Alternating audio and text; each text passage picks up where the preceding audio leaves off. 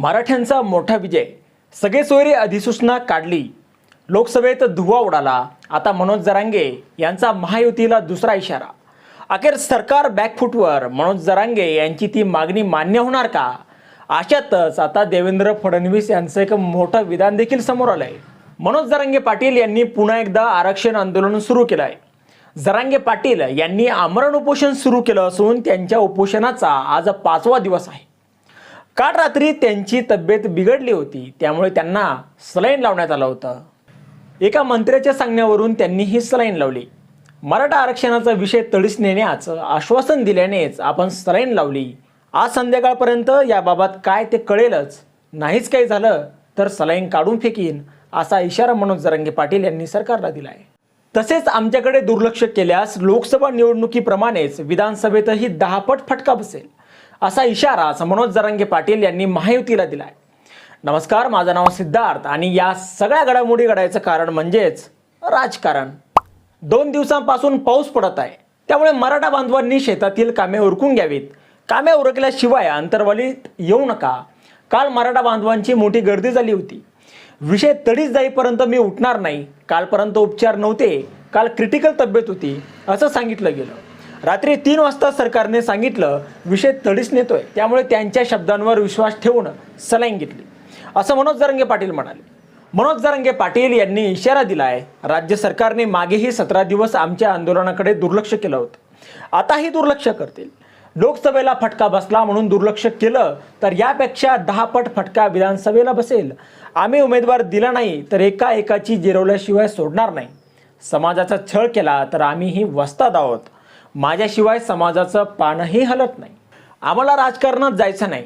तुम्ही आरक्षण द्या, पण तुम्ही मजा बघणार असाल तर तुम्हाला विधानसभेतून आऊट करू. आम्ही फक्त सावध करतोय, असा इशाराच मनोज जरांगे पाटील यांनी दिला. जोपर्यंत काम होत नाही, विषय मार्गी लागत नाही, तोपर्यंत सरकारवर विश्वास नाही.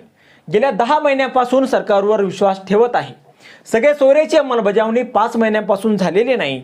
एवढा वेळ थोडाच लागतो. आम्ही सलाईन कोणाच्या शब्दाला मान ठेवून लावली ते जाहीरपणे सांगू. निर्णय घेण्याची प्रक्रिया सुरू तर करा. नाही केली तर आम्ही नाव घेऊन सांगू. आरक्षणाबाबत आज संध्याकाळपर्यंत कळेल. नाही कळालं तर सलाईन काढून फेकू. माझ्यावर विश्वास ठेवा, मी आरक्षणाचा प्रश्न मार्गी लावतोय, असं एका मंत्र्याने रात्री सांगितलं. त्यांच्या शब्दाला मान दिला. एखाद्या मंत्र्यावर विश्वास ठेवूच नाही का? शेवटी निर्णय घेणारे तेच आहेत, म्हणून आम्ही त्यांच्यावर विश्वास ठेवला, असं मनोज जरांगे पाटील यावेळी बोलताना म्हणाले. लोकसभा निवडणुकीत महाराष्ट्रात महायुतीला मोठा फटका बसला. शेतकरी रोषाव्यतिरिक्त मराठा आंदोलनाने महायुतीला भगदाड पाडलं.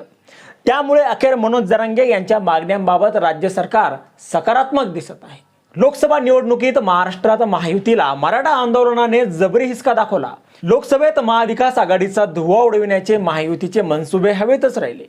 महायुतीलाच मराठा आंदोलनाने मोठं भगदाड पाडलं. मराठवाड्यातील हक्काचे मतदारसंघ पण भाजपला राखता आला नाही. मराठा आंदोलक मनोज जरांगे यांनी पुन्हा एकदा आमरण उपोषणाचं हत्यार उपसलं आहे. 5 दिवस उलटूनही त्यांनी उपचारांना नकार घंटा दिली आहे. त्यामुळे राज्य सरकारची चिंता आता वाढली आहे. ते आता ताकही फुंकून पित आहेत. मनोज जरांगे पाटील हे पुन्हा उपोषणाला बसले आहेत.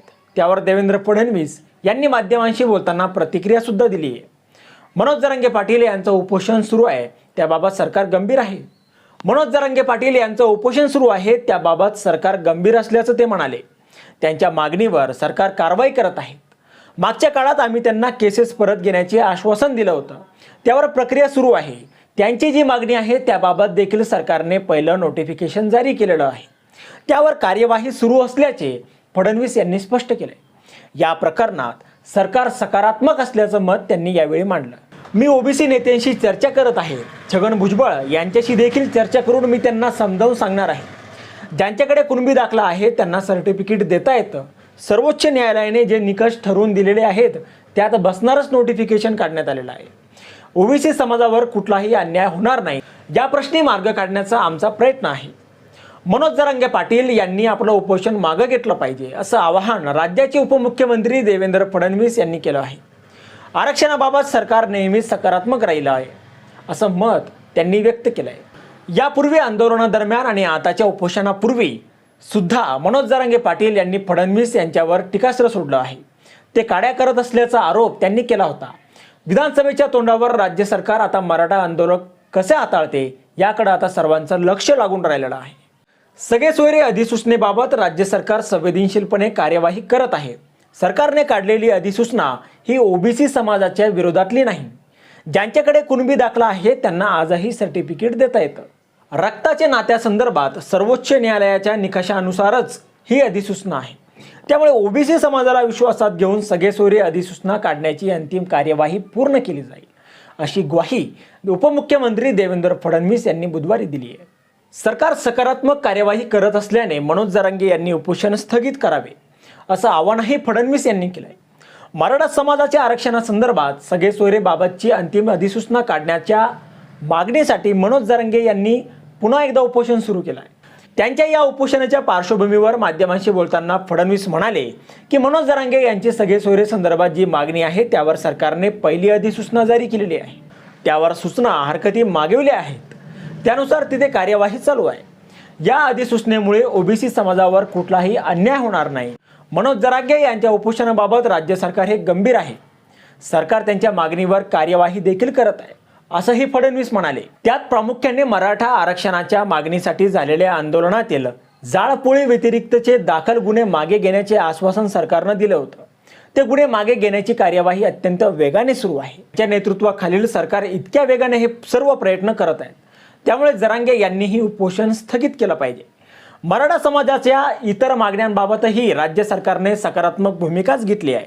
संवेदनशीलपणे निर्णय घेत असल्याचंही त्यांनी यावेळी सांगितलंय.